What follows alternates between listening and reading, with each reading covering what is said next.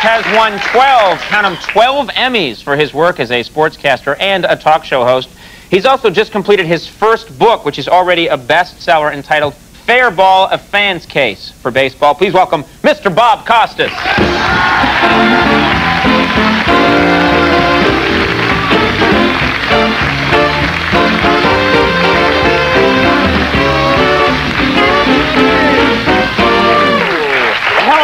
Conan, how are you, Bob? Good. We, this is, you're quite knowledgeable about the game of baseball.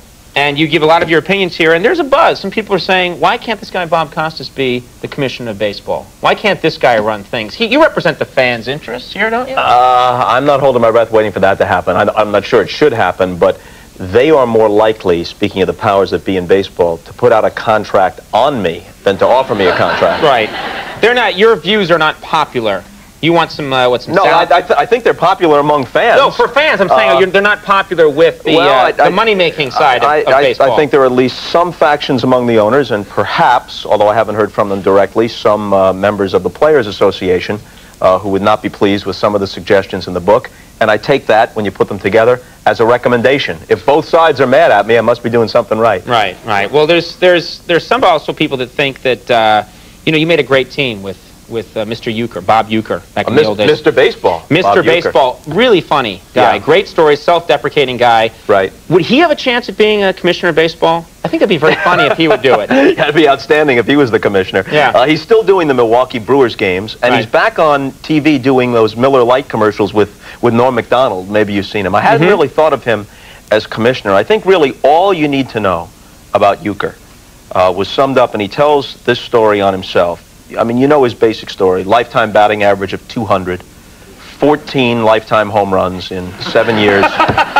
He's got great statistics in the big leagues. In fact, I asked him once how they let him know that he was released, finally, from the Atlanta Braves. And he said he walked into the clubhouse, the manager looked at him and pointed to a sign overhead that said, "No visitors allowed."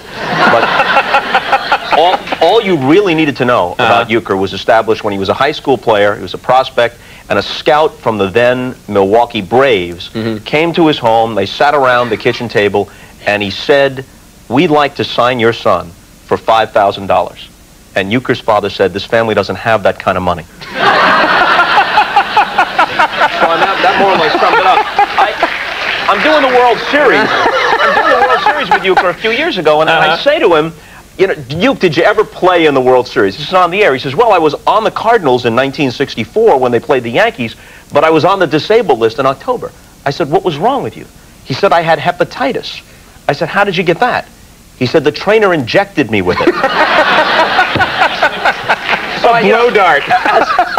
As commissioner, I think he'd be more humorous than Bud Selig. I don't know if he'd do a better job. It'd be good for the game. You should talk to him about it. Yeah. Now, recently they've made a big fuss, and ABC's making a big fuss, that they're doing a Celebrity Who Wants to Be a Millionaire episodes. And I heard that you were asked. I was. Is that right? But you didn't do it. I was asked. I couldn't be on that day. I was traveling, covering something for NBC. Would you have liked to? And I think Regis does a tremendous job. Only a smattering of applause here. Do not applaud Regis Philbin! But wait a minute. There'll be no... It is Regis. Yeah. He's snuck in the back. Yeah. Regis is running through the audience. Come on, everybody. Give me a hand. Let's go. Come on. He doesn't have enough to do. I'm watching it the other night. You have to be fascinated by the whole format of this whole retro format. And there's a woman on, and she's up to like $32,000. And you know what the thing is? If you don't know the answer, you can poll the audience and go with their consensus. You can reduce the 4 choices to two in a 50-50. Or you can get on the phone and call anybody you like. Right. And usually, they call like their Uncle Festus in Oshkosh. If I was going on the show, I'd have like the head of the history department at Princeton or, the biology department at Harvard on standby. But they've got their Uncle Festus. So this woman's question is, for $32,000, her question is, in 1954, Swanson introduced the first TV dinner. What was the first TV dinner? A, meatloaf. B, turkey.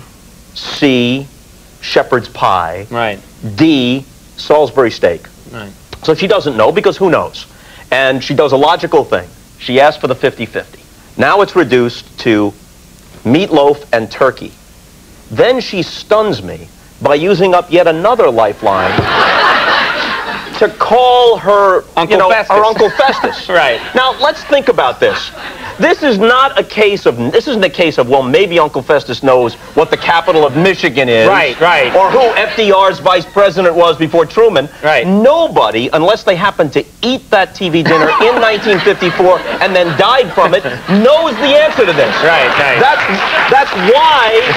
That's why you go to a 50-50. Right. Seriously, you have a toss-up. Then you just take a stab at exactly. it. Right. Once you get to this point, Stephen Hawking and John Rocker have an equal chance to get this correct. But she wants to use up another lifeline to call, her pal. Right, right. So you get in there. You would not use that lifeline in that situation. The lack of knowledge did not disturb me, but the poor strategy really ticked me off. Right. Yeah. Now, probably a good thing you didn't go on. Yeah. You'd be yelling at people. It's bad strategy. You'd just be yelling at everybody, left and right. What color Jell-O? Yeah. Reach it. Look, it's like a squeeze play with 2 outs. It's bad strategy. You can't approve of it. Even if it works, it's stupid. You gotta go with the fun, Bob. It's a bad percentage play.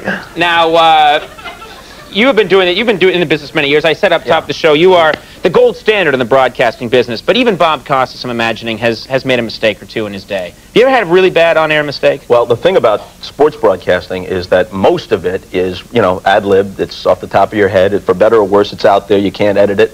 So I'm doing a game, and this has happened to all of us, I guess, at one time or another, something like this. I'm doing a game in the 80s with Tony Kubek on the old Saturday afternoon NBC baseball game of the week. The Oakland A's are playing the Toronto Blue Jays in Toronto. And at that time, Tommy John, the great left-hander, was just hanging on. He was 45, 46 years old, and he was bouncing from team to team. The Yankees had traded him. The Angels had released him, and he'd hooked on with Oakland.